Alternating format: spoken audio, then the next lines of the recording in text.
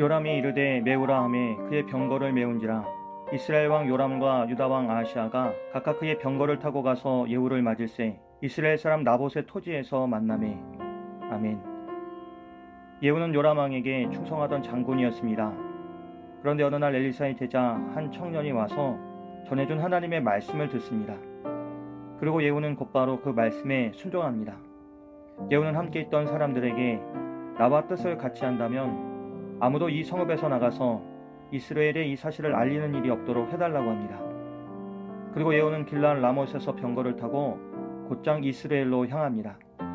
그때 요람은 아람왕 하사엘과 맞서서 싸우다가 부상을 입고 병을 고치기 위해 이스라엘로 돌아가 있었습니다.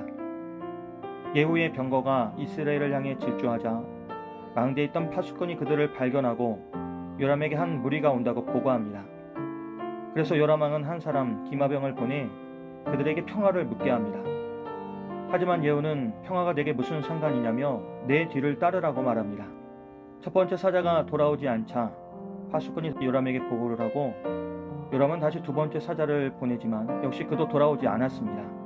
그리고 이때 파수꾼은 미친 듯이 말을 모는 모습이 님시의 아들 예후와 비슷하다고 보고합니다. 이 말을 듣자 요람은 병거를 준비하라고 명령합니다. 그리고 요람과 유다왕 아하시아가 각각 자기의 병거를 타고 예후를 만나러 나가서 이스라엘 사람 나봇의 땅에서 그를 만났습니다. 그런데 그곳은 단순한 들판이 아니었습니다. 바로 나봇의 포도원이 있던 자리, 다시 말해 아합과 이세벨이 불의와 탐욕으로 죄를 범했던 장소였습니다. 이세벨은 남편 아합의 욕망을 채우기 위해 모간 나봇을 죽게 만들고 그 땅을 빼앗았습니다. 하나님은 그 억울한 피 흘림을 그냥 지나치지 않으셨고 엘리야를 통해서 아합에게 내가 사람의 피를 흘린 그곳에서 내 피도 흘릴 것이라고 예언하셨습니다. 바로 그곳 나봇의 땅에서 지금 요람과 예후가 함께 만난 것입니다. 요람은 예후에게 평안하냐고 묻습니다. 그러나 예후는 내 어머니 이스벨의 음행과 술수가 너무 많기 때문에 평화가 있을 수 없다고 말합니다. 그러자 요람은 반역을 감지하고 급히 도망치려 하지만 예후가 쏜 화살이 요람의 심장을 꿰뚫었고 요람은 병거 바닥에 쓰러집니다. 예후는 요람을 처치하는 일을 단지 정적을 제거하는 정치적인 기회로 보지 않았습니다. 그는 하나님의 말씀이 성취되는 것에 집중했습니다. 그래서 그의 장관 빛깔에게 너는 이 시체를 가져다가 이스라엘 사람 나봇의 밭에 던지라고 합니다. 예후는 여호와께서 이 자리에서 아합의 피를 갚겠다고 하신 말씀이 이루어진 것이라고 말하며 하나님의 뜻을 되새깁니다. 오늘 부분은 우리에게 중요한 교훈을 줍니다. 그것은 바로 하나님의 심판은 결코 잊히거나 무산되지 않는다는 진리입니다.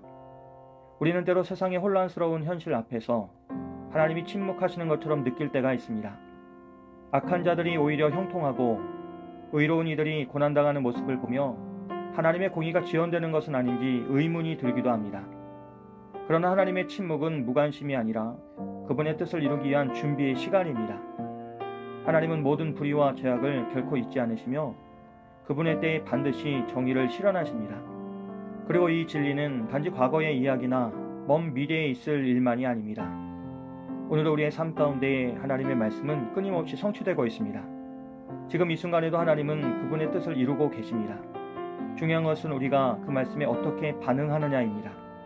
우리는 예후처럼 하나님의 뜻을 분별하고 그 뜻을 따라 살아가는 사람이 되어야 합니다. 예후는 하나님께서 맡기신 사명을 받고 주저하지 않았습니다. 그는 하나님의 말씀에 순종함으로써 하나님의 역사를 이루는 도구가 되었습니다. 우리도 때로 예후처럼 불편한 길을 걸어야 할 때가 있습니다. 하나님의 말씀은 때로 우리에게 익숙한 길이 아닌 낯설고 부담스러운 길로 부르시기도 합니다. 그러나 그 길이 하나님의 뜻이라면 우리는 그 길을 담대히 걸어가야 합니다. 예후가 하나님의 말씀을 듣고 곧바로 행동에 옮겼던 것처럼 우리도 말씀 앞에서 결단하고 순종함으로써 하나님의 뜻에 동참해야 합니다. 그렇게 순종할 때 우리는 비로소 하나님의 말씀의 능력과 성취를 눈으로 보고 삶으로 체험하게 됩니다.